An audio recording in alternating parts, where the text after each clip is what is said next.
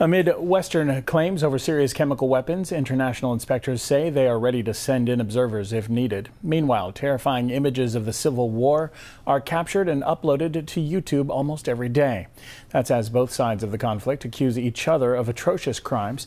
For more on this, we are now joined by Ken Stone from the Hamilton Coalition to Stop the War. Mr. Stone, hello. Thank you very much for being with us.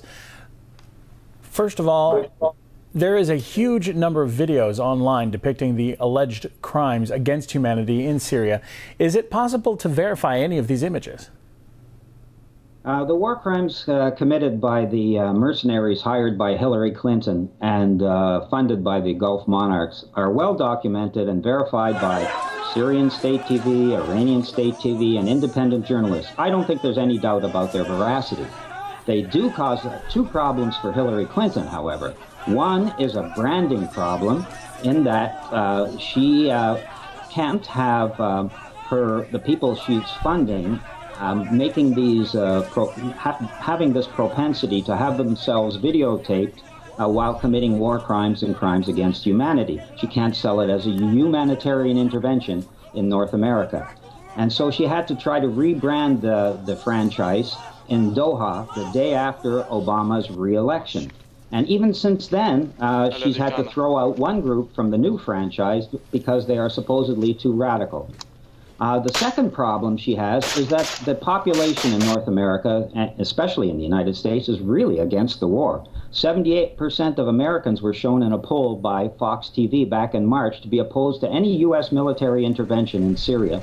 And there were demonstrations across the United States and Canada in October against war. So these videos are certainly causing a problem for Hillary Clinton.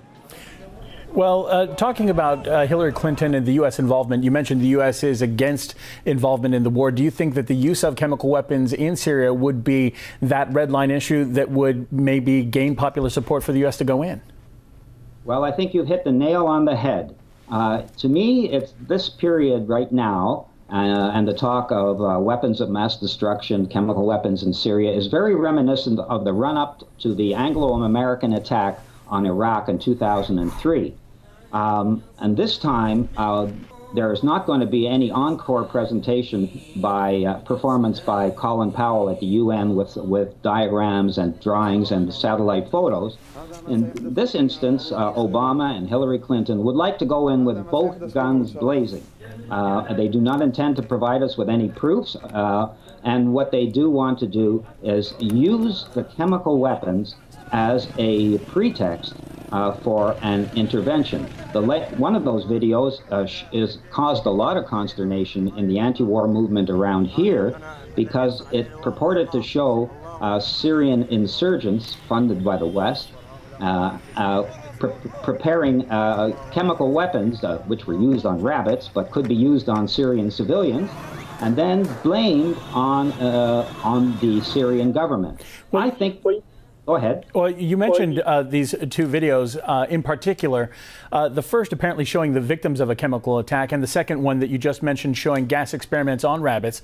Both are unverified. Could either of these be considered evidence of a threat of a real chemical attack? Well, that's my point. The United States government, NATO, the Canadian government under Harper, they don't intend to provide any more proofs about alleged weapons of mass destruction in Syria than they did about any of the pretexts they used in about Viagra, African mercenaries, etc. in Libya, or ties to Al-Qaeda in Afghanistan. The purpose here is to create hysteria and to rush in Wild West style with both guns blazing and start an intervention. And by the time it's over and it's proved later that there weren't any, it was all false, the evil deed is already done.